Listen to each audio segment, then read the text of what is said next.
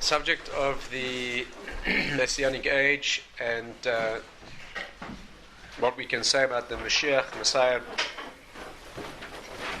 and the events that lead up to that and the events beyond that. Obviously a very extensive subject, but let me try to speak about some aspects of the subject, and then I'll stop for questions. If you have any questions, I'll do my best to answer what I can. Let's try to divide this into categories. First of all, what do we know about Mashiach? What can we say about the persona, the person himself, about the Messianic age? And then let's perhaps take a look at what it means. Why do we need, as it were, why do we need a Messianic age? Right? That's a serious question. The Maharal deals with that. And if we have time, we can perhaps go into one or more than one angle on that question of why why it's necessary in the scope of world history. First of all, by way of background, and just to try to fit this subject into the broader concept of what we usually call the world to come, let's just try to clarify one or two aspects of that. Some of this we have spoken about in the past, but let's first of all try to clarify what we mean by these terms. When we talk about the Messianic age, the first thing to know is we're talking about a specific phase of world history. These terms are often they're often used in a very general sense. Very often you'll find sources talking about the world to come, what we call Olam Haba, the world to come, about the Messianic age, about the world of souls, all sorts of different terminologies which can be very confusing. So let's try to make, first of all, a simple timeline to just be clear which terms we are using to refer to which elements. And perhaps the simplest way to do it, although there's a lot of discussion about this and many different opinions about this, but perhaps a simple way to do it, just to give us a framework on which to hang this, is that you can make a timeline of world history which would divide the world as we know it into 6,000 years, right? If you understand world history lasting for 6,000 years, which the Talmud says that the world will be in the form that we are familiar with for 6,000 years, 2,000 in one form, 2,000 in another form, and the final 2,000 will be called Mashiach in some sense, or the pre-Messianic and then Messianic age. Then we are located now in the year 5,776, right? Which means we are 5766. We are way down the line in terms of 6,000. If the world began here with 6 days of creation, which is a different time scale entirely, and then continues for 6,000 years, divided into 3 phases of 2,000, we are somewhere very close to the end. We're late Friday afternoon, right? According to the Ramban, every one of these days, every one of these 1,000 years is corresponding to and is a projection of one of the days of creation, right? The world was created in 6 days, and that is a premonition, or it's a root, if you like. Each of the 6 days of creation is a root of 1,000 years, and therefore, just as the world was brought into existence in 6 days, even though those days may be days in a sense during which events happened at a completely different rate of change than they're happening now, or on a different spiritual plane, but nevertheless they were 6 days. Each of them is the forerunner of 1,000 years, and if you have a week made of 6 days, and a set of millennia comprising 6,000 years, then where we are now, late in the 6th millennium, corresponds to very late Friday afternoon, right? You should look excited at that, because that means like just before Shabbos, right? Something exciting is about to happen. It's a time of great expectation. According to all our sources, we are now in the pre-Messianic age. All the predictions that need to be in place for the Messianic advent to occur are certainly in place now. We have no way of predicting the date of the coming of Mashiach, because that has been explicitly hidden, and if there's time we can perhaps talk about that. One of the great mysteries of Jewish history is the nature of the hiddenness, the essential unpredictability of the arrival of the Mashiach, and why, paradoxically, so many greats in Jewish history have predicted the date, right? Virtually all the greats in Jewish history, despite the Gemara's very clear statement that it is a very negative thing and in fact an impossible thing to accurately predict the date of the Messianic beginning. Nevertheless, many great Torah authorities apparently did that. That's a mystery in its own right, needs to be addressed. Many mysteries here. But first of all, we find ourselves now very close to the end of the 6th millennium, and the idea of the Messianic age is that somewhere before the year 6000, technically speaking, somewhere from the year 4000 on, it could have happened in a different sense before, but in the sense we're talking about now, from the year 4000, just about 2000 years ago, just a little under 2000 years ago, the Messianic age could have begun.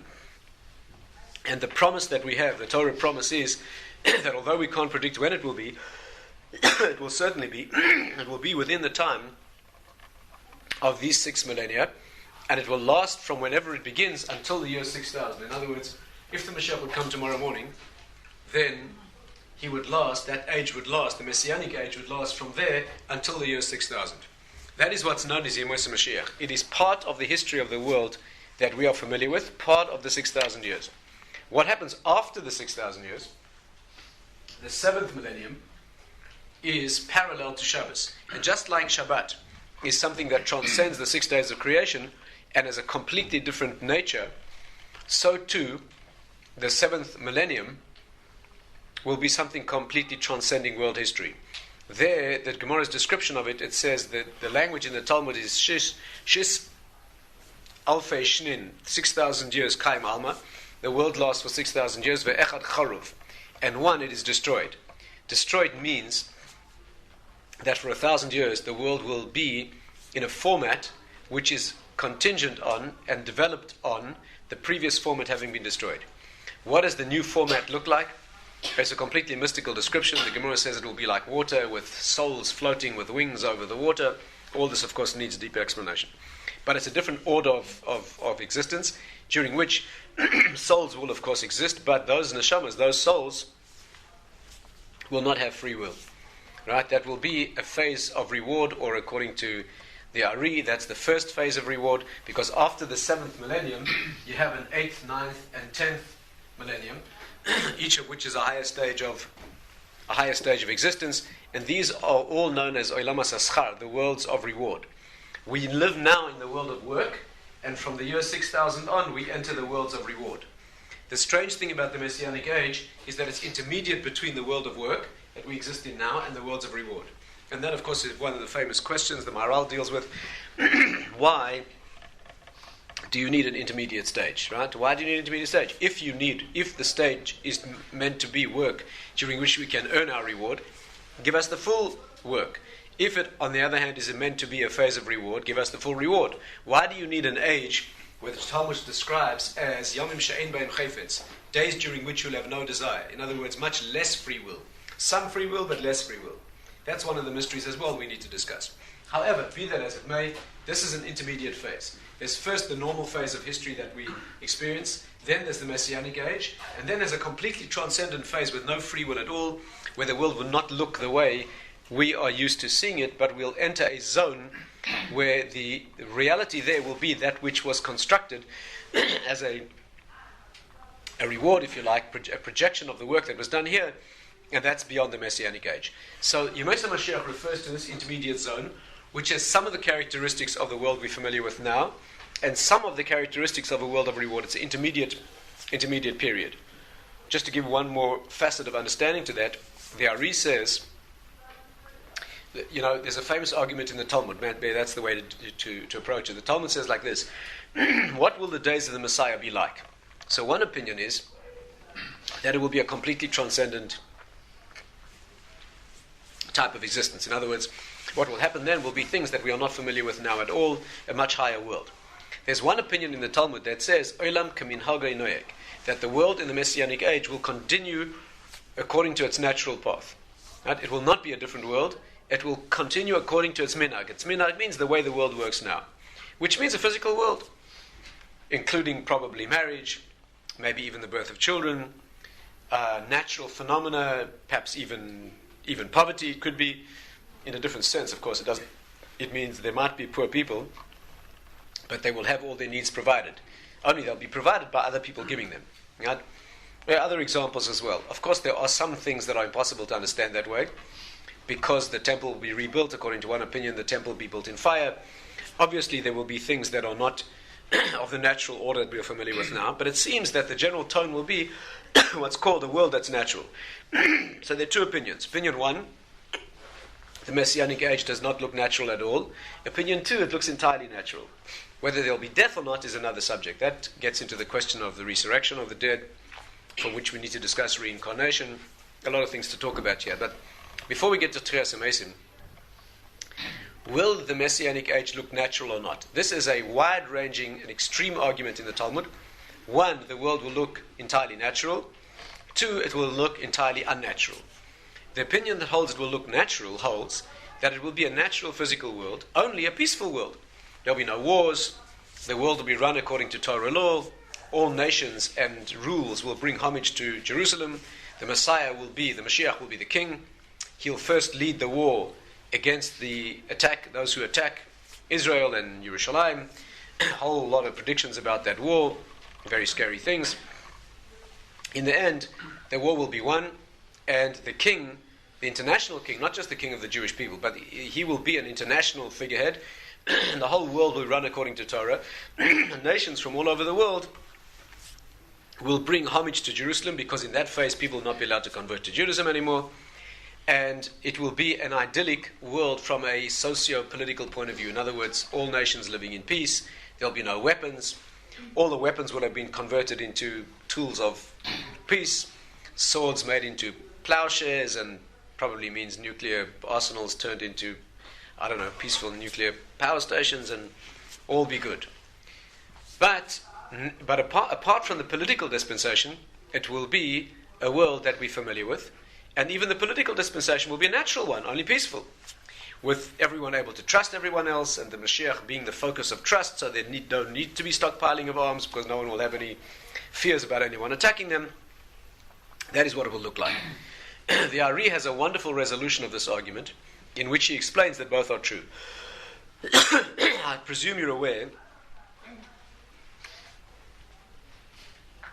that when it comes to the deeper realms of Torah, we have a principle that there are no real arguments. Halachically, there are arguments.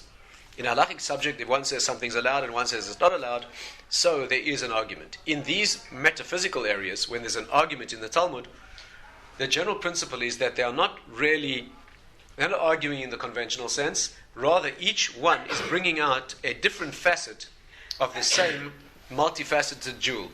In other words, we are looking from different angles at the same reality, and the argument is not really an argument in essence, it's an argument only in each one bringing out a different and valid facet of the same subject. So the Ari approaches it here, he uses that approach, and he says this.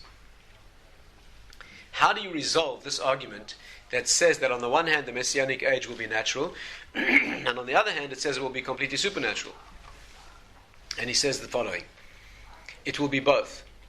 It will be a natural world for those who have natural eyes, and it will be a supernatural world for those who have supernatural eyes. In other words, to the extent that you've developed yourself, to the extent that you've learned to penetrate reality, you've learned to see through the mask or the veil of the world, in the Messianic age you will see the depth behind the scenes. To the extent that you've lived only as a natural person,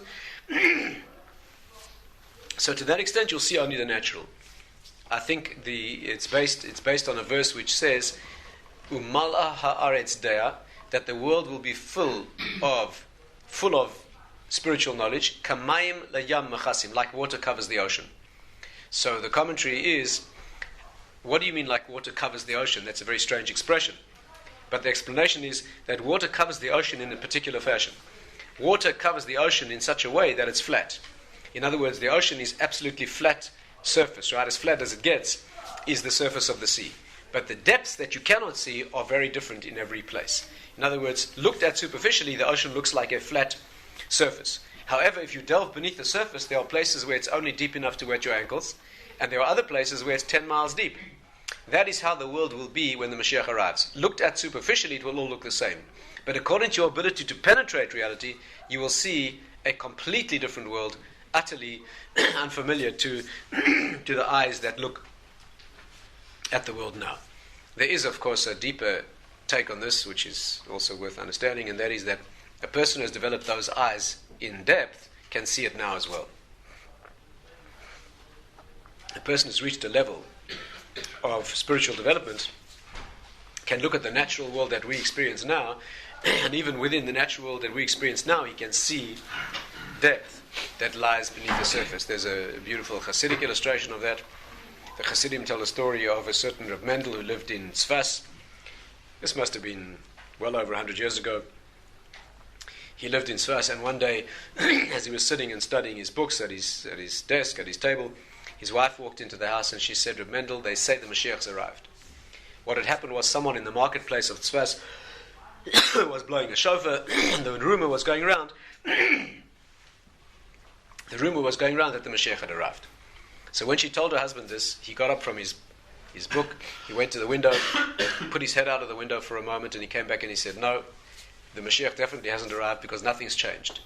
Nothing's changed. In other words, the air, and he put his head out of the window to sense the air of the world. And since nothing had changed in the air of the world that he was sensitive to, he was able to tell her that the Mashiach hadn't arrived, and he sat down and carried on learning. Now, when the Hasidim tell the story, they add the following question: why did he need to put his head out the window? And the answer is because where he was in his own private domain, there would have been no difference. That means in his own private domain, the domain of his own inner sanctum, he had built a personal and private reality where when the Mashiach arrives, there will be no difference. He already had reached that level of that sort of experience and that sort of gilui. In order to tell whether Mashiach's arrived or not, he needed to sense the outside world, the world that is as yet uncorrected. But he lived in a world of tikkun, a world of world of correction, and that's a typical Hasidic insight into the subject. But at a more expanded level, of course, when the Mashiach arrives, there will be this reality which at one and the same time will be physical and yet spiritual, and the ability to see that will depend on one's own inner development. Let's talk just for a moment about the features of the Messianic age, and then we can talk about perhaps this peculiar intermediate nature of that time. First of all, the Mashiach himself will be a human being, but utterly unlike anything we've ever experienced. The Rambam says he will be a little less in prophecy than Moshe Rabbeinu, than Moses, and greater in wisdom than Shlomo, than King Solomon. Right? So somebody completely beyond our ability to picture, somebody of a completely different stature, not somebody sort of a little bit smarter than you, or perhaps a little less smart than you, depends on your opinion of yourself. We are talking about something of a totally different order of magnitude, a completely different scale, something that completely and utterly transcends anything we're familiar with.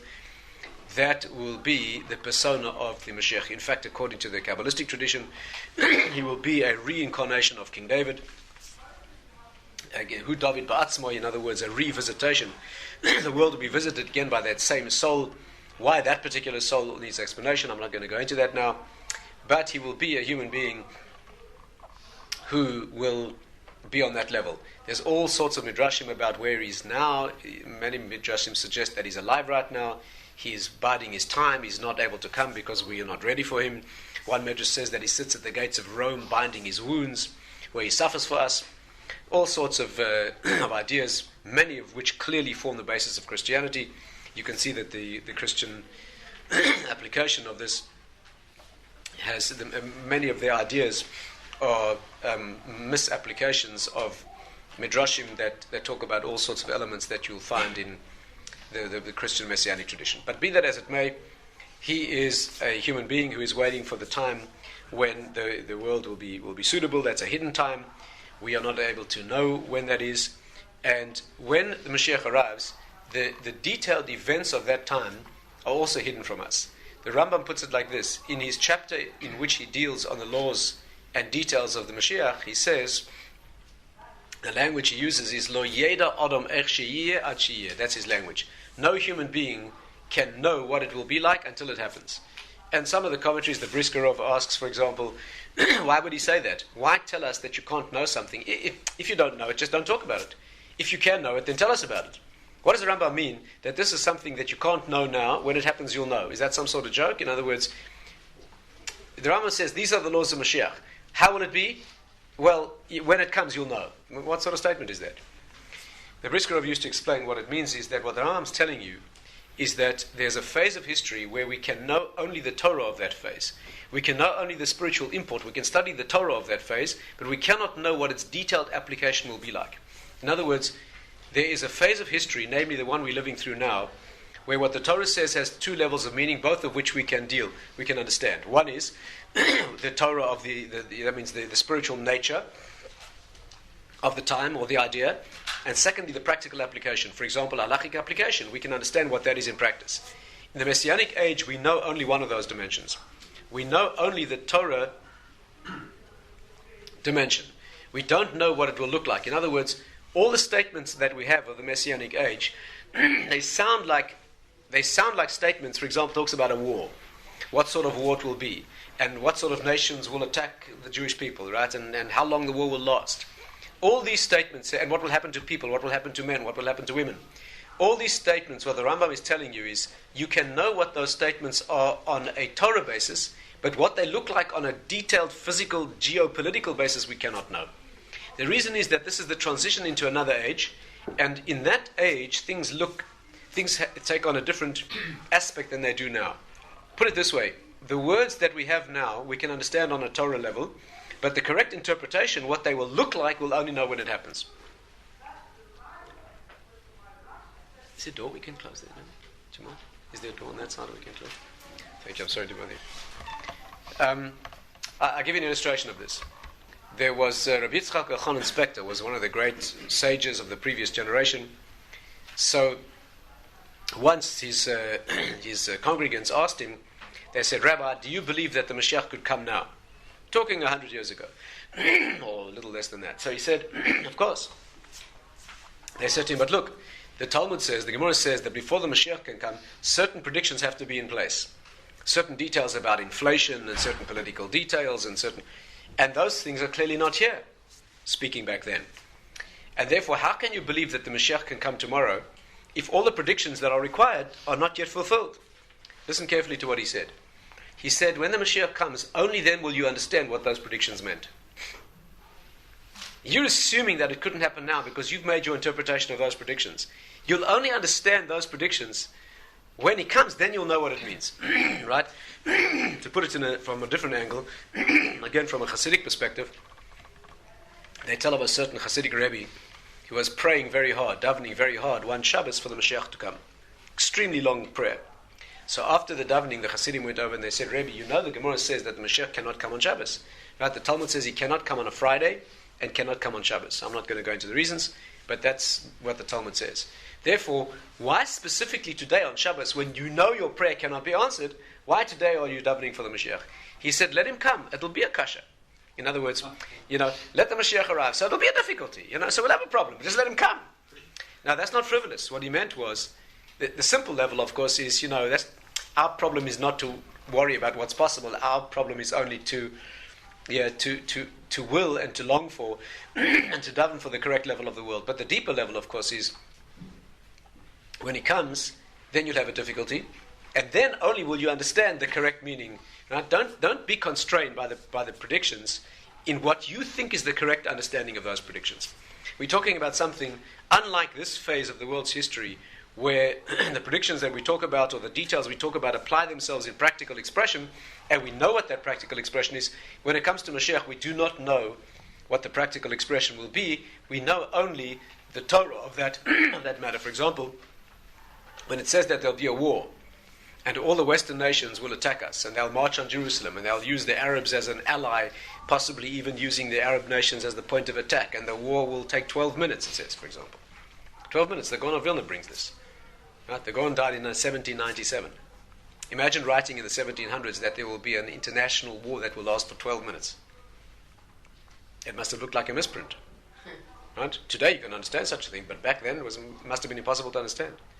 It will leave a third of the world dead, a third injured, and a third will survive. These are all things we cannot understand. Right? Before you start getting pictures into your head, you have to understand that these are things that we know only the Torah of these things. We don't know what it will look like on a geopolitical basis, what it will look like physically. The Talmud has all sorts of descriptions. The nations will march against Jerusalem, it says in Sanhedrin. They will come with all their wealth, not just their weapons. They'll bring their women and their immoral women. The This is going to be a very dramatic showdown, okay? Very, very very colorful, let's put it that way. Showdown in Israel around Jerusalem. But before you get carried away with the pictures of what it will look like, be aware that we know only the Torah of this matter. We do not know what it looks like on a physical basis. Of course, that doesn't mean that we don't have halachic details. One of the reasons that the Rambam brings all this is because when the Mashiach arrives, we'll need certain criteria to know that he is the valid person. Right? There's a thing called Cheskas Mashiach. In other words, he will have to do certain steps, and as he goes through those steps of fulfilling these prophecies, then we will go along with him on the assumption that this is possibly or even probably the Mashiach. But only when he finally fulfills all the details will it then be ratified that in fact the thing is complete. The example of this, of course, is Rabbi Akiva and Bar Kokhba.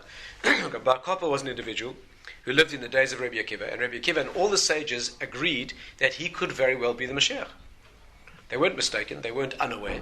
He fulfilled the criteria. And as one step after another step happened, it was becoming apparent that this could very well be a playing out of the Messianic drama.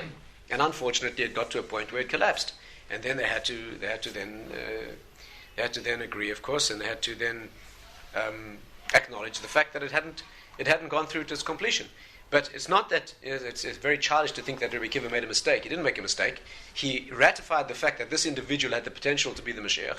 And if he went through all the steps required, and there are many steps, then when they're all fulfilled, he would have an unqualified Torah ratification based on all the predictions. The steps are many. The steps are one, that all Jews will end up in Israel. Every single Jew on earth will end up back in Israel. The temple will be rebuilt. And there's all sorts of detailed predictions. For example, it says that anyone born in Israel would be escorted back there by the non-Jews where he lives.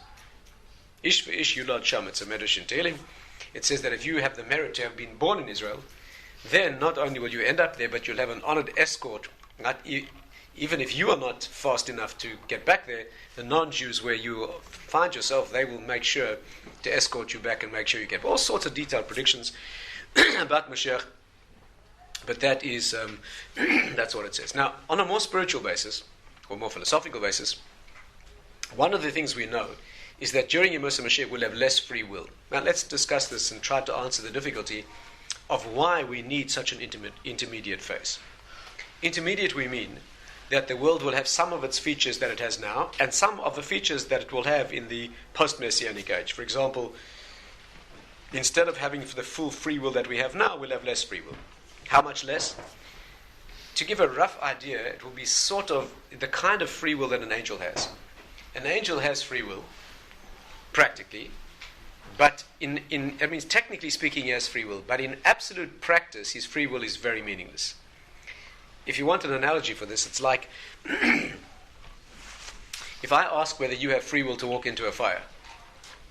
The answer is, well, technically speaking, you have free will. Yes, you could walk into the fire. But in practice, really, you wouldn't do that. The reason is you see the consequences so plainly that you actually wouldn't do that. An angel has that sort of free will. An angel has... Thank you very much.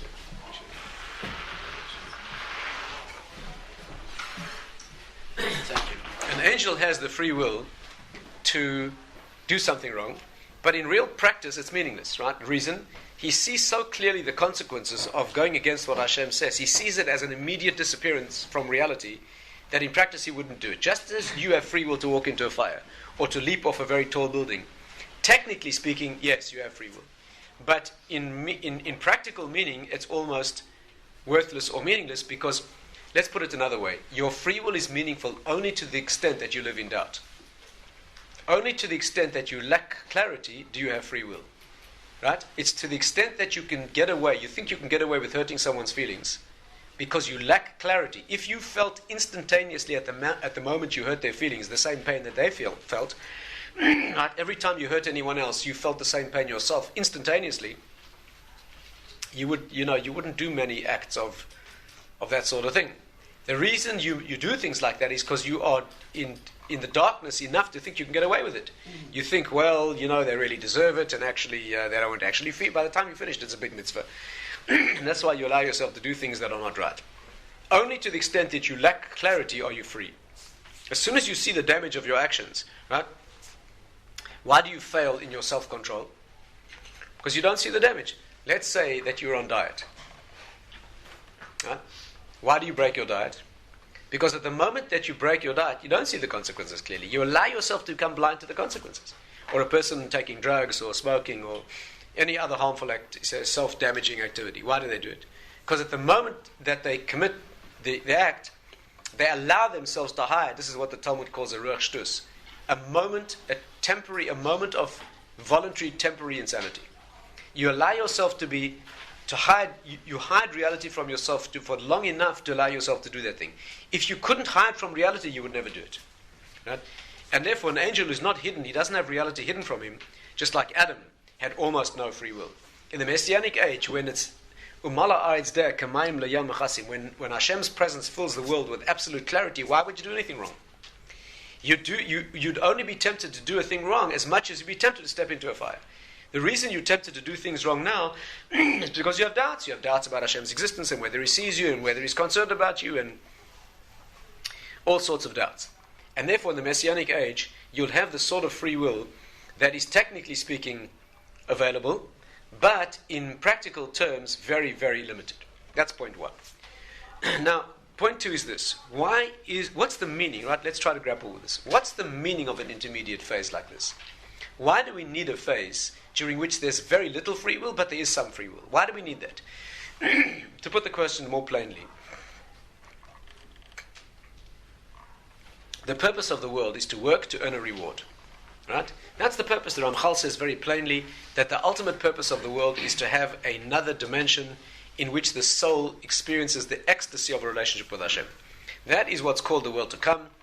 Not talking about the Messianic age. The post-Messianic age, the world to come, Olam Haba, that is the stage during which a soul experiences the ecstasy of bonding in oneness with Hashem. Why do you have a world that is a precursor to that world within which we live now? The answer is because if you were given that ultimate ecstasy for free, then you'd feel the shame and humiliation of being given a free handout, and therefore you have a world now during which you have the opportunity of working. I'm not going to deal with the question, the very good question of why Hashem could not have made us, giving us the ecstasy and making us love it. Right? Why does He have to make us feel humiliated at free gifts? That's another question for another time. But the point is that the structure of the world is a world of reward, which is blissful and ecstatic, but blissful and ecstatic only because there's been a precursor world during which you can work and earn it. Well, if that's the structure of the world, why do you need a third phase that's intermediate? Do you see the question? Anyone out there? One second. If there is, you work, right, to get your reward. So then there should be a phase of full work, and then when you finish the work, a phase of reward. Why is Hashem giving you a phase during which you can do some work but very little, and gain some reward but not the full reward? Okay, that's the question. Maharal deals with this, and I'd like to share with you what he says. There's much more than one dimension here, of course, but let's try to at least begin to approach this.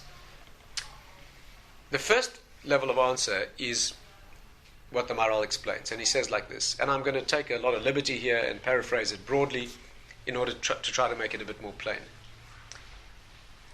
You know, the phase of the world's history that we live in now, let's say here, right, during these 6,000 years that we're living through now, they have the advantage of being able to work hard, because since the sin of Adam, we live in an incredibly dark world, and it's getting darker all the time, due to the doctrine of Yerudas Adoris, as the generations go down. We live in a phase of history that's extremely dark, and because of that, we can do an enormous amount of work. But of course, there's a disadvantage too. There's a serious disadvantage, and that is that the amount of work you can do, the success that you can develop, is extremely limited. It's limited because the world is a very constricted and constrained place. Right? To put it in a very, very, very basic terms, let's say you make the maximum effort you could in order to achieve your full self-development, become as sensitive and refined, as righteous, as caring, as loving, as highly developed as you could. There are very serious constraints on your ability to do that. You have to sleep. There's times when you have to eat. You've got to do practical stuff. You've got to earn a living. Just the hassle of earning a living. Okay? Even though, of course, the opportunity of earning a living also gives you opportunities for developing your righteousness and your refinement. But there are practical steps. There are so many practical things you have to look. and you take one day. Look at how many activities during a day are not directly geared to spiritual development. A lot of practical stuff. In fact, there's one section in the Talmud where an amazing discussion where Hashem, the discussion there is the punishment that people will, the punishment that the Jewish people or that people deserve for having failed in their service of Hashem.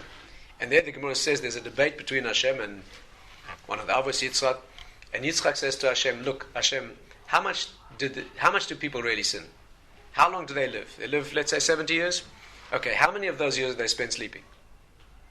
Well, during the time they're sleeping, people aren't sinning. Good, so now we've knocked off a whole bunch of years. Now, let's talk about times when people are doing other things, using the bathroom, they're eating, they're doing all kind of other things. By the time let's take off all the years that a child's not yet bar mitzvah, he's not guilty there. By the time you knock it down to the phase of your life that you're really able to generate something meaningful, it's actually quite small. You are seriously limited in how much of your potential you can reach. Stay carefully with me. The Messianic age is the amazing opportunity to develop further to your full potential. In other words, if you live through a phase of history where your ability to develop for your maximum is limited, and then Hashem would cast you immediately, precipitate you rapidly into the next world, you would arrive unprepared. You would have done a certain amount of work on yourself, but the full development of all your potential you would not have reached, and you find yourself in the next world not perfect. And He doesn't want that. He wants you to arrive in the next world with absolutely every opportunity of to perfect yourself. And the Maral says something like this, that Hashem gives you a world in which to work, and then He gives you another phase called the Messianic age, during which you will have all the advantages you need. No worry about earning a living, no hassles about practicality. You'll have no other work there than developing to your absolute perfect maximum, so that when the Messianic age ends, and the 1,000 years of Shabbos, and the subsequent levels of the world to come begin, you will have reached your perfection. Now, but there's a big catch here. There's a very big catch. And the catch is this. When a person enters the Messianic age, he will be able to develop to his maximum. Every opportunity, every nuance, every subtlety of his character and his potential will be developed to the maximum, but only those things that you began to develop beforehand. Okay? The Maral puts it in the most memorable fashion. He puts it like this. You know that the days of the history of the world are compared to the weekdays, right? We said that, yes? 6 days of the week corresponding to 6,000 years. The 7,000 years is corresponding to Shabbos. Yes? That means each day of creation corresponds to 1,000 years of history. The day of Shabbos in creation corresponds to 1,000 years of post-Messianic world to come. So you have in history a parallel to weekdays, and you have in history a parallel to Shabbos. The question is, what in history is parallel to a Chag, to a Yom Tov? Again, there are 3 kinds of days in Judaism. Yes, there's weekdays, there's Shabbos, but there's also another day, a festival, right? A Chag. A festival is not a weekday, but it's not Shabbos. On a festival, for example, on Yom Tov, you cannot work. But there's some work you can do, not like Shabbos. On Shabbos, you can't do any melacha. On a festival, you can cook, you can carry. There's certain things you can do on a festival. What in history, listen well, it's an amazing thing. What in history parallels a Yom Tov? That means the 6,000 years of history parallel the weekdays. The 7,000 years, that parallels Shabbos. Which phase of history parallels the intermediate zone of a thing which is not a weekday, but it's not yet Shabbos? And the answer is the Messianic age. The Messianic age, the world we live through now is like weekdays. Then there will come a time which is Moshe Mashiach. They will parallel what a festival is, and then we'll leave that behind and move into Shabbos. Maral says that the Messianic age is like a festival on a Friday. You hear that? That means, what happens when a Yom Tov falls on a Friday? So what happens is you go from a weekday, Thursday, into Friday, which is a Chag, and from there you go into Shabbos. What is the characteristic of a festival that's not like Shabbos? On a festival you can cook, but only if you lit the fire beforehand. Only if you began, you hear the difference? Moshe Mashiach is like a festival. You will be able to develop there, but only to the extent that you began things before. Actually, he has a more sophisticated approach. The approach, he says, is like this. He says that, the problem with a Friday that's a Yom Tov is that, of course, you can cook your needs. You can cook what you need. The problem is you can't cook on the Friday for Shabbos. Because one of the laws of a festival is you do only what's necessary for the day.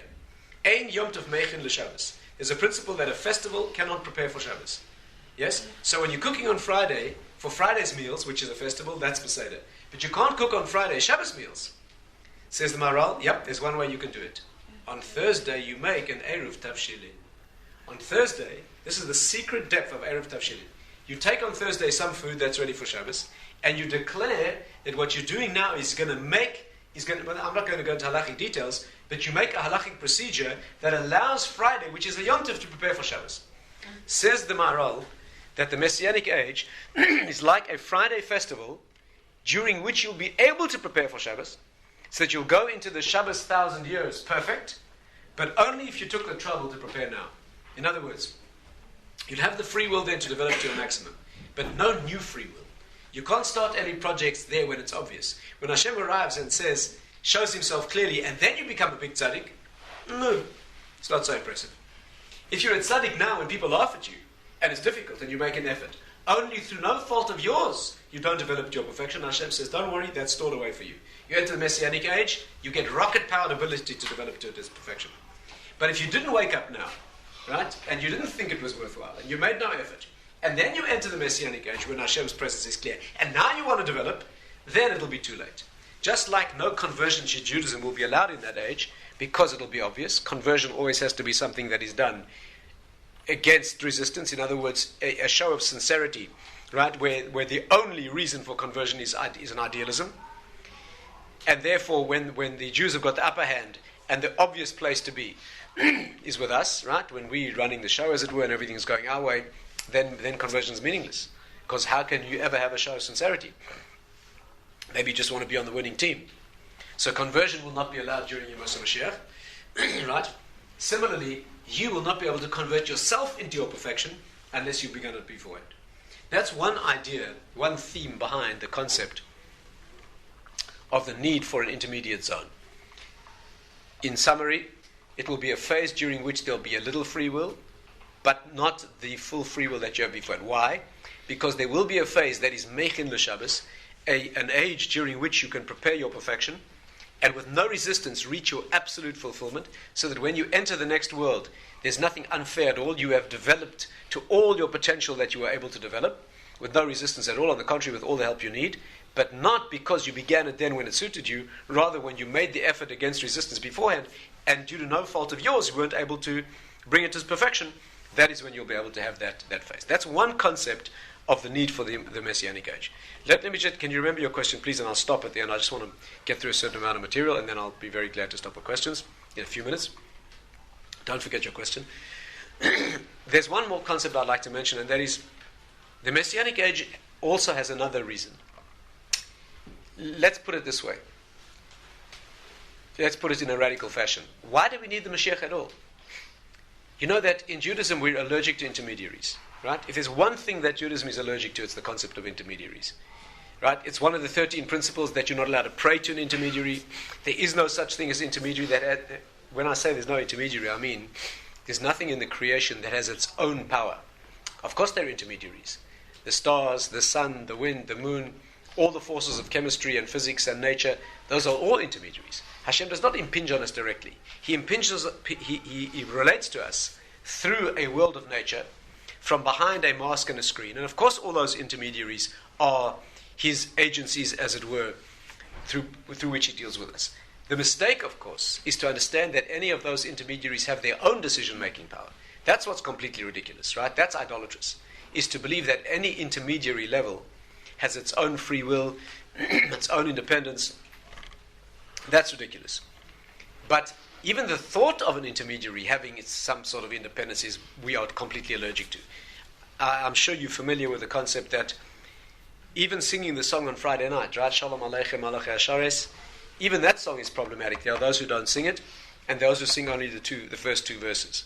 The reason is because the third verse says, Barchuni LeShalom. You're speaking to angels, and you say, give me a blessing. There's a risk that a person might misunderstand that and think that you think that these angels have some independent power. Angels can't give you a blessing unless that's what they were sent for. So when you say Baruch Hu LeShalom, do you mean, Hashem, manifest your bracha through these angels as you have sent them to do? Or do you mean, Mr. Angel, I'm appealing to you to use your sort of discretion, as it were, your independence to give me a blessing? That's idolatrous. And therefore, for that reason, there are those people who don't sing it. Believe me, it's fine to sing it. It's absolutely kosher. It's absolutely fine. But, because there's a correct way to understand it. But there's a potential to understand it wrongly. And there are many other examples like that in Judaism. If there's one thing that we're allergic to, it's intermediates. Now, the question is, isn't the Mashiach some sort of intermediary? Why do we need a Mashiach? In Christianity, of course, that's exactly what the Mashiach is. Right? In Christianity, he's a sort of a intermediate. The Rambam says the reason that Christianity has an idolatrous element is because it's called shutfus. It's giving God a sort of a partner. It's giving Hashem some sort of element that, so to speak, is in some sense intermediary. We are totally allergic to that notion. If that's true, what is the meaning of Mashiach? He's sort of above the human level. He's at a supernal type of a human, almost cosmic in his greatness. On the other hand, he's not Hashem. So let's put the question another way. Why do we need the Mashiach in the Messianic age? If you ask me to design history, if I were put in charge of, the world's conduct and all, no one has asked me, by the way. But if I were asked to design the whole process, I would have suggested that we need Mashiach now. Wouldn't that be a good idea? If you'd have asked me when Mashiach is most necessary, I would have said we need him most during the dark phases of history, when we are given to despair and everything looks bleak. Who needs him then? In these days here, when Hashem appears on earth, right, and his presence is absolutely palpable, who needs Mashiach then? If there's one thing characteristic of Judaism, is that we deal with Hashem directly. There's nothing besides him. We don't go through intermediaries. When you go and daven at the grave of a tzaddik, for example, you go to the grave of a righteous person. You don't talk to the tzaddik as if he's got some intermediary power. That's idolatrous.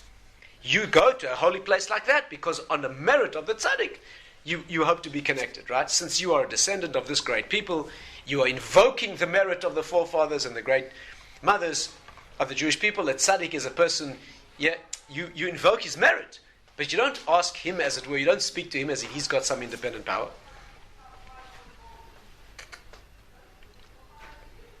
And therefore, why do you need the Mashiach at a time when Hashem is accessible directly?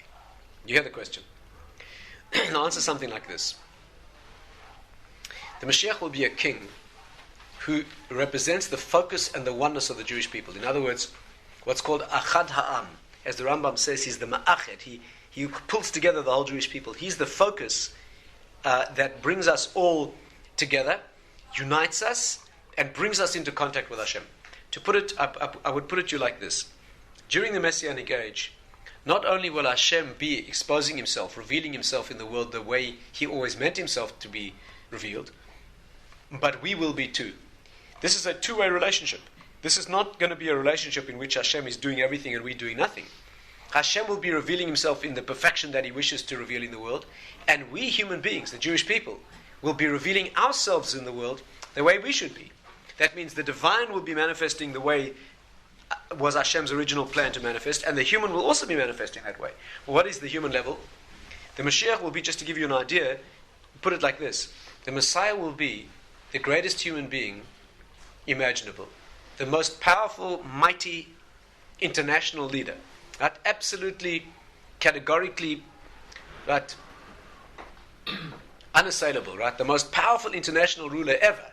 Not like great leaders in the past who sort of ruled for a time and then were overthrown. You're talking about a person of absolutely incontrovertible, totally categorical rule, greater than anybody who's ever lived, virtually, right? With complete unassailable power, and he will demonstrate that he's nothing, that he's completely transparent. Right? That's what a human being's supposed to be.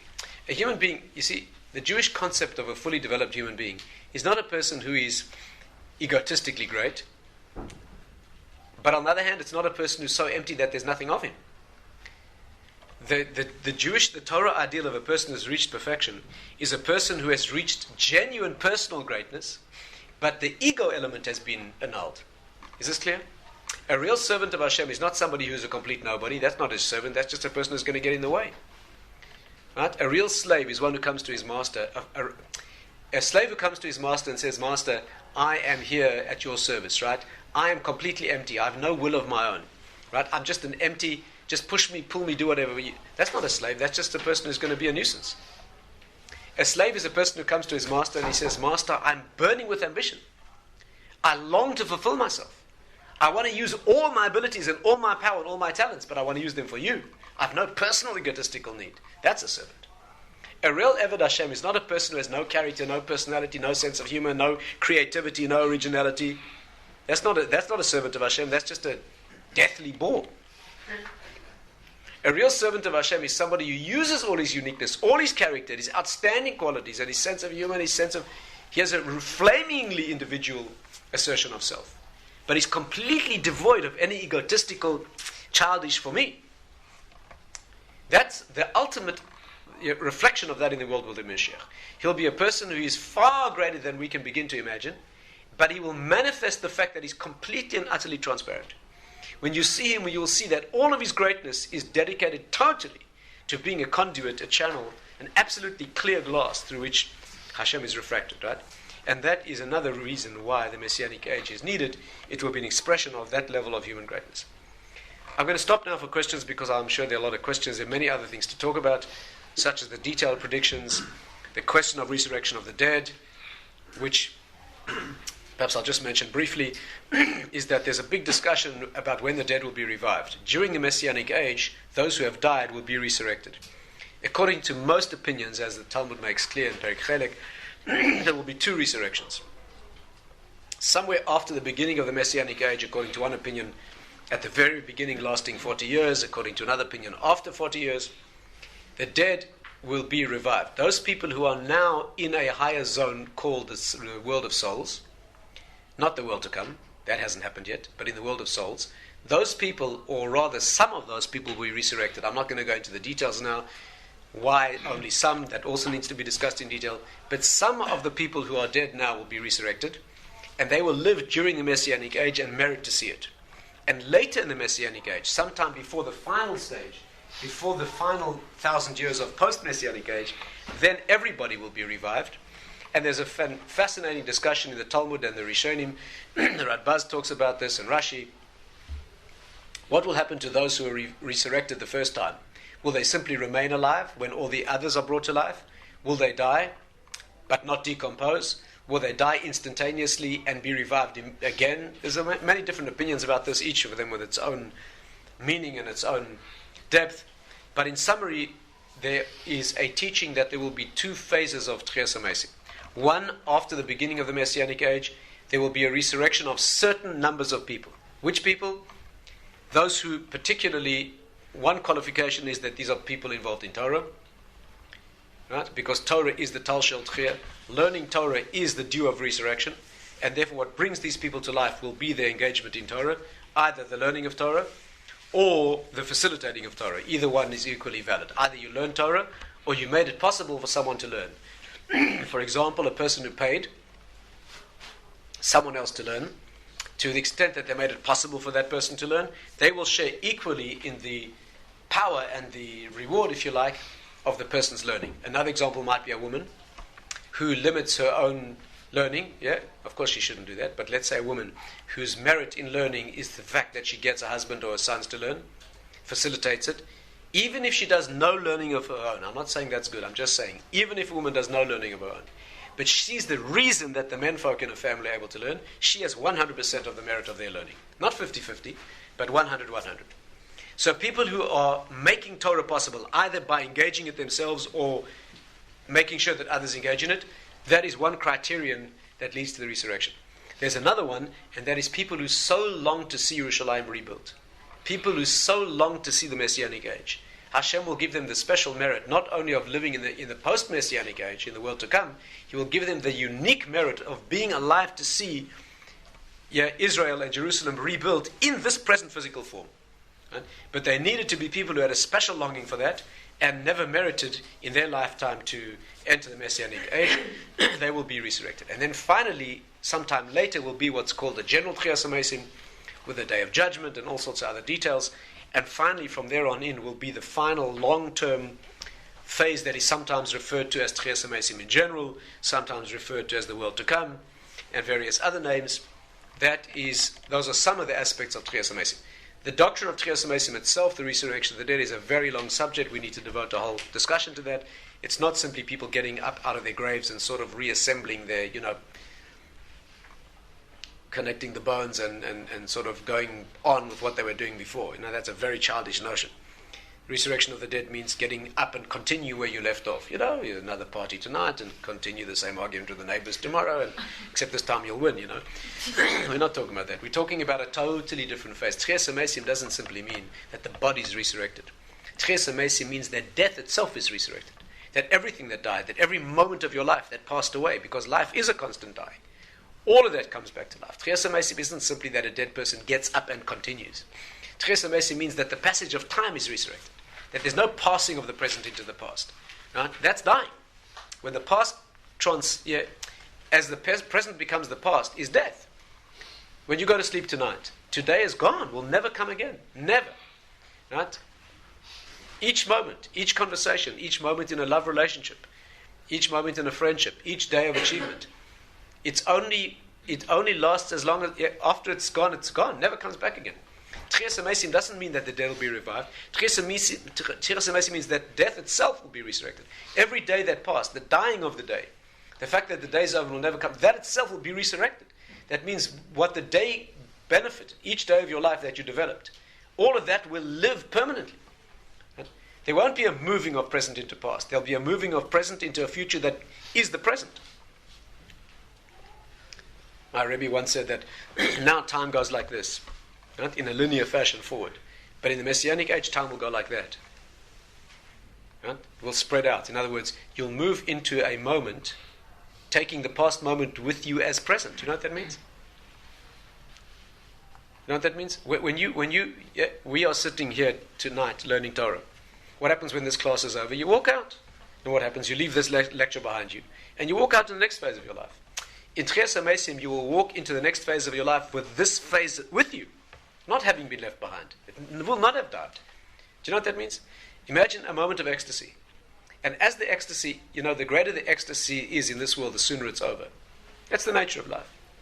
Your senses cannot sustain an ecstasy for more than a moment. What happens in this world is the ecstasy is enjoyed, and it's over, and it dies. And the next moment, all you have is a memory. But in the next world, what will happen is you'll have a moment of ecstasy, and you move into the next moment with the previous moment fully alive, and amplified 1,000,000-fold by the next moment. And that will also remain alive. And you'll move into the next moment with all of that being amplified. Nothing moves into the past. Do you understand? Death is a null. That's not... That needs to be discussed. That's a deep aspect of the concept of Tchias HaMesim. Let me stop here for questions, and I'll try and do my best to deal with them if I can. Yeah. When you were saying about you can only perfect what you've already taken steps to start. A few weeks ago you did a share on free will and you said you're only judged at the point that you're holding at. If you don't know there's those things that you should have started because you're not at that level, then you can never perfect those things because you can't have started them until you've hit a certain level. Yeah, but if we take your question to its full extent, nobody can have ever started, no one, no matter what he knows, can ever have started everything. Right. Okay, your judgment is going to be, with the tools you were given, okay, put it in the terms of the point of free will. At the point of free will that you occupied in your lifetime, not your fault, because you were born into this particular time and place with all the details here, did you do the best you could have under those circumstances? Did you open everything you could have to the best of your abilities? That's all that can be expected. Yes, you will not be the same as Moshe Rabbeinu and as Moses, because you don't have his ability, but you aren't going to be judged on that. Let me make it even more plain. The best way I know to put it is this. The Briskerov once said like this. It says, Oy lanu miyom adin, oy lanu miyom ha'toichacha. That means, woe to us from the day of judgment, and woe to us from the day of rebuke. Din means the law. Tochacha means reproof, rebuke. So he used to say, why do you need both those expressions? Why are you going to be judged on two levels? Now listen carefully. The first level is din. Let's say you die, you go to some place of judgment, yeah? The first thing they do is they open the book. Open the book. I show you, look, this is what the Torah says, these are the laws, you broke them. How will you defend yourself against that? If you say, Hashem, look, I wasn't brought up in a Torah knowledgeable situation, I never had that opportunity. Somebody's responsible in my family, back who knows when, but not me. If that's a genuine claim, and you had absolutely no opportunity to know those things, they're going to close the book and say, fine. But then comes the second judgment. The second judgment is, let's open your book. Not my book, your book. Let's take the book of your values. And how they do that? They run the video of your life. You know, there's a very sophisticated video program. Digitalized, absolutely crystal clear, Dolby surround sound, absolutely clear, holographic, the whole thing's there. They run this video of your life, and the first scene they come to is you making a nice little speech about loyalty to friends. And how upset you were when somebody let you down, and how people should be loyal to them. Then they run the video on a few frames, and they show you letting one of your friends down. Ooh, now you're in big trouble. Now you can't say, well, you never knew about that. Tochacha means reproof. That means you are proved against by yourself. Tochacha means proof. Proof means the evidence is presented. What's the evidence? You spoke about that. Do you understand? Or they ask you why you didn't fulfill a certain mitzvah, and you say, Hashem, look, you made me lazy. You created me, you made me lazy. Not my fault. You made me lazy. I find it hard to get going. Is that so? They run this video a few frames for, and they see a little snap of you getting up at 4 o'clock in the morning to go and make money someplace, or to go and participate in some sporting event, or to watch some brain-dead bozo punching another one to death in a boxing ring someplace halfway across the world. You got up at 4 o'clock in the morning for that. Oh, 1 second, you said you were... So, you're selectively lazy. You were lazy only when it didn't suit you. When it came to mitzvah, there's no... You understand? And therefore, there are 2 scales of judgment. One scale of judgment is the book. The second scale of judgment is your book. Nobody can get out of that. You can be a Jew who doesn't even know he's Jewish. You can be a Jew given away as a baby to non-Jews during the war. You never heard of a thing called Shabbos. Never. You're not going to be held accountable for that. But boy, are you going to be held accountable for the values that you attached yourself to, the natural values, the ones that you took on. You understand? That's your scale of judgment. So don't worry about where you pitched on the scale. That's not relevant. Yes, please. I think the Mashiach is Messianic age is meant to be something for which we long. Yeah. But as you said before, the description of what's actually going to happen. I think you said the political or whatever, we don't really know. Yes. So how can we long for something that we don't know so little about? Good question. Yes. Well, there's more than. If I may expand your question with your permission. The question was, how can we really long for something we know so little about? And the question's worse than that. How can you long for something that's going to be so disastrous in so many ways? You're going to be exposed. You're going to be exposed. When the Mashiach comes, you think you're going to go dancing in the street and go up and shake his hand and say, Shakach, thanks for coming. When the Mashiach comes, you're going to be quaking, hiding under the table in case he looks at you. You know, Mashiach's going to look right through you. The Gemara says, Meirach v'doin, he's going to smell Yiras Hashem. V'yiricho b'reach, yeah? V'yiricho Yiras Hashem, he's going to smell Yiras Hashem. Actually, according to some Kabbalistic traditions, it's the Mashiach ben Yosef that will do. He'll come before the Mashiach ben... I didn't even go into that. There'll be a Messianic advent before the Mashiach. Apart from a cruel letdown, a cruel disappointment that there has to be before the final redemption, there'll also be another Mashiach called the Mashiach ben Yosef. Now, this is a whole discussion in its own right. But be that as it may, one of the functions of Mashiach, whichever Mashiach it is to clarify exactly who's who. Who's really Jewish, who's really a Kohen, a whole lot of clarification. He's going to smell Yiras Hashem. So when Mashiach comes, it's going to be very, very revealing. Secondly, it's going to be terrifying. The Gemara says, let it come, but let me not see it. You're talking about birth pains. Birth pains. Here's this woman looking forward to giving birth to her child. She's got all these romantic ideas about this baby. She starts decorating the room in blue or pink. When she goes into labor, it's not a picnic. I'm not trying to put you off, ladies. I mean, it's a wonderful thing, but it's not a picnic. Right? That means that when it comes, yes, it's going to bring about the birth of a child. It's called Chevlei Mashiach, but it's not pretty when it's going to happen. Furthermore, if Mashiach comes, your work is over. That's really scary. Why are you longing for this Mashiach to come when it's going to signal the end of the whole project? You know, which of us can say that we are really ready? So Mashiach's going to come, it's going to put an end to all your potential for development. Right? If you didn't start the things you should have, as we said before, and Mashiach comes, not only that, but are we really ready altogether? Rav Miller always used to say, how would you respond with the Mashiach? Let's be honest with ourselves. How will you really respond? Here's this family getting ready for a vacation. They packed the car, the summer's come, right? They've been working hard all year. They're about to get in the car and they go in this long for vacation. They've got all their stuff and all their equipment, and their kids have got all their stuff they're taking with them. And as you lock the door and you're about to get in the car, so suddenly on the radio you hear the Messiah's arrived. The Jewish Mashiach has arrived. People are dancing in the streets. New York's become frum. Las Vegas has crumpled to the ground. Well, whatever. There's going to be. What's the family's response? There are some people you could picture saying, "Did you have to come now? Couldn't you have come after the vacation? Are you really ready?" So there's a lot of questions here about. Your question is the least of them. How can you long for something you don't understand? There's deeper questions. How can you long for something that's going to be so disastrous in some ways for you? That's going to cut off all your ability to develop, right? So let's deal with that. The Chofetz Chaim's answer was, to your question, he gave a simple answer. I mean, in one sense, simple. He says the reason we long for Mashiach is an act of self-sacrifice. That we so long for Hashem's glory to be revealed. We so long for Hashem's dishonor in the world to end, that we prepare to sacrifice all the work, all the ongoing work we could be doing on ourselves. You understand? In other words, there's an act of giving of self here. I'm prepared to say, Hashem, you know what? I haven't learned enough Torah. But you know what? I'm prepared to give up the perfection and all the Masechtas I've never learned, and all the Torah greatness that I could have achieved, rather to see you being glorified properly in the world and not being spat upon and denigrated and humiliated in the world. I'm prepared to give myself up for that. That's what the Chofetz Chaim said. A deeper answer is what the Maharal said. A more complex answer, like we said here. When Mashiach comes, not that you're giving yourself up in your self-development. You're going to be able to develop to your maximum then, provided you made the effort now.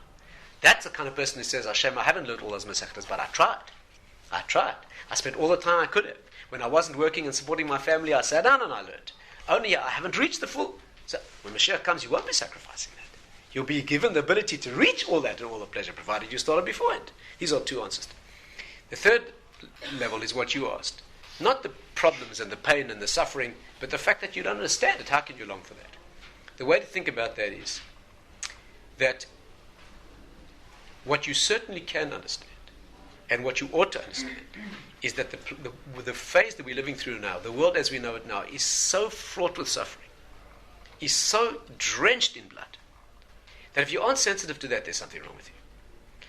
There's not a person sitting in this room that doesn't have at least one person close to them who isn't suffering unspeakably, either maritally, psychologically, medically, financially, all of the above.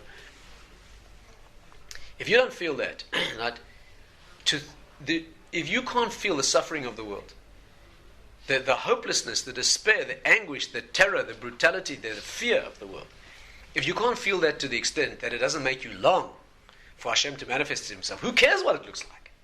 He knows what he's doing. Just let him catch you. Right, and end all this. There's something wrong with you.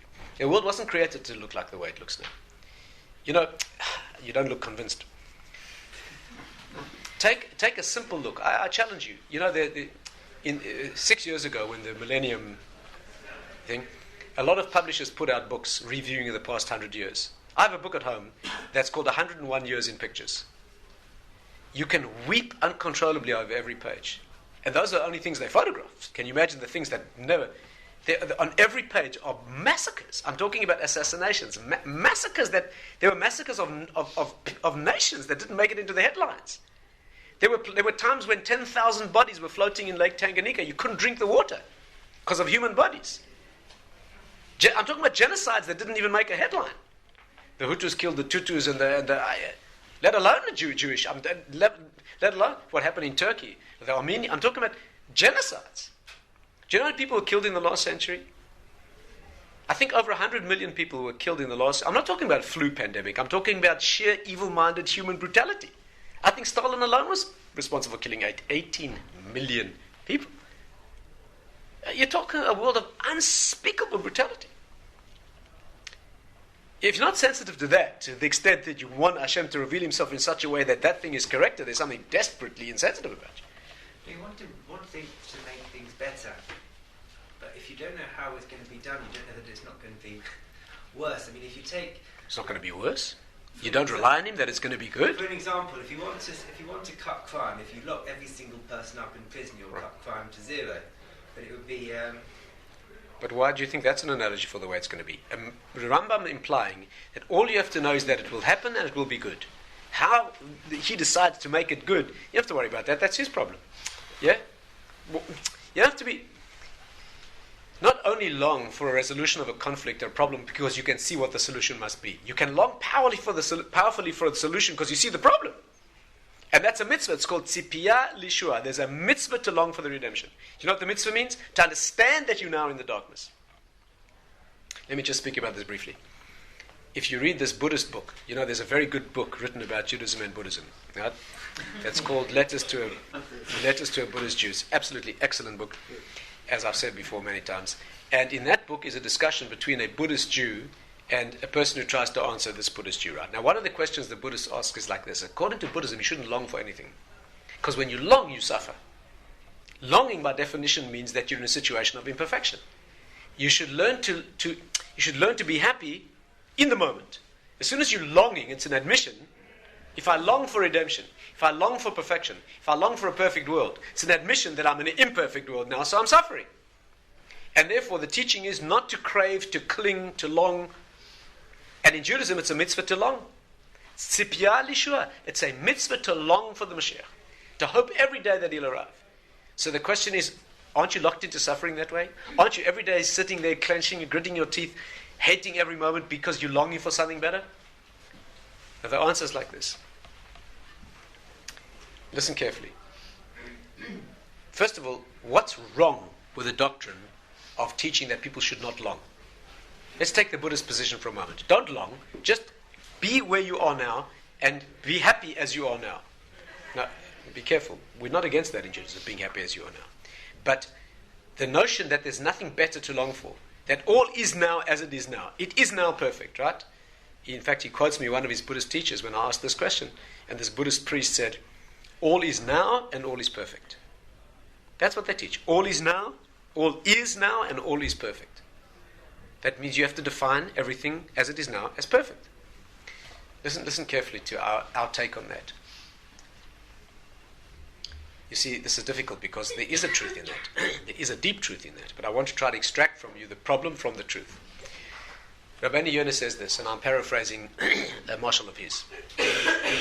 It's a very powerful idea and it's a classic. Let me share it with you. A group of people are locked in jail. A group of men are locked in jail. After a while, some of them start digging a tunnel. And after a while, they succeed and they dig a hole in the wall and they escape. One stays behind. One man stays behind, sits there in the jail cell. There's a tunnel, a hole in the wall. He could easily slip out. All the others have slipped out and they've long gone and free. And he's sitting there. Sometime later, the jailer walks into the cell, sees that the others have fled, and starts mercilessly beating the fellow who's there. So the prisoner says to the jailer, why are you beating me? I'm the only one who's keeping the law. You're beating me? I'm the one who stayed. End of analogy. What does Rabbi Dr. mean? Listen carefully. It's an amazing thing. Why does the jailer beat the one who's remained? The answer is, he's done a crime much greater than the ones who escaped.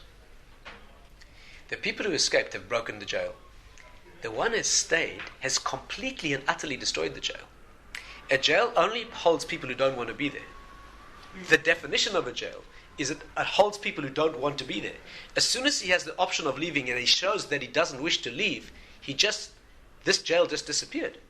It's only a jail to the extent that it holds a person who's imprisoned there. As soon as the person shows that he's not imprisoned there, he's just as soon stay. He's offended the jailer much more deeply than those who broke out. Those who broke out showed that the jail was their enemy. They didn't want to be there. They fought against it. Yeah, and in this particular instant, they're victorious. The one who shows that he doesn't want to escape shows that there never was a jail in the first place. Okay. A person who does not long for the Mashiach, what he's doing is he's redefining suffering, imperfection, all the problems. He's redefining that as perfection. It's like a person sitting in the dark. He has two options. One is put on the light. The second is just redefine the darkness as light. Just, it's light enough now. If you want to put this in a very crude fashion, in the computer industry, there's a joke about Microsoft. I mean, this is said by all the jealous, individuals who didn't achieve what Microsoft did, of course. But the joke is like this. Microsoft calls the tune, right? They can do whatever they want because they are everything. So what did Microsoft do when the lights go out? They just redefine the darkness as the standard. Just one second. There's a depth in this. In other words, if you decide not to long, what are you doing? You're saying that the world as it is now is perfect, with all its bloodshed and brutality and suffering and humiliation of the Kfon Shemaim, all of that. Therefore, of course you have to long. Longing means you can see clearly that a world of death and suffering is not where it was designed to be. Now you have another problem. Aren't you going to be unhappy? That's a separate subject. A Jew has to be able to know that it's a world of brutality and suffering, and be happy at the same time. How do you do that? Okay, that's another subject. But that's an amazing question. Yeah. In our prayer books, we constantly refer to Messiah as the son of David. Yeah. Surely that would limit the number of people who could possibly be Messiah. Of course. Why do you want an unlimited number? Because just need one. To be of the royal house of David. Sure, you'll be descended from And him. how many people? How many Jews? We just are need descended one. from him? What's your problem? We just need one. Oh, just David. Of course, we just need one. What's your problem? You want unlimited number of potential candidates? You think we're going to elect him? No. Even the Christians, by the way, are very fussy to say. You know that. The Christians make a big fuss about the fact that the father of the founder of Christianity was from the house of David. Because even they know that he must, even though he wasn't his father according to Christian doctrine, right? He had nothing to do with his birth. Nevertheless, he must... It's not that there is a problem, but we must know some Jews who are descended from the house. We don't know which tribes we're from anymore, but when the Mashiach comes, that will be revealed. Think about it. It's not a problem. Think about it. Yes. Okay. Speak. Me. I don't care who speaks. My voice is coming down. But from listening to this, I've got a sense of you've gone along from the Mashiach and everything happened. Part of me is worried about all those people that the Mashiach's going to come and then they're not prepared, and That's all right. those Jews are going to be So, wiped out almost. What? Who says wiped out? Only They're going to be living a life of... everybody's going to be judged according to his opportunity. Don't get confused. Everyone will be given the reward, judged, punished, rewarded according to his opportunities. Don't worry about that. You want to improve their objective situation, bring him to the JLE. Yes. Speak. Why is there called this war of Gog and Magog? What's that mean?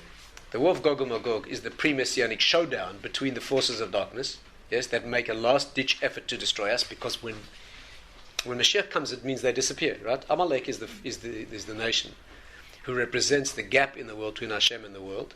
And if the Mashiach comes and reveals Hashem's presence in the world, they die.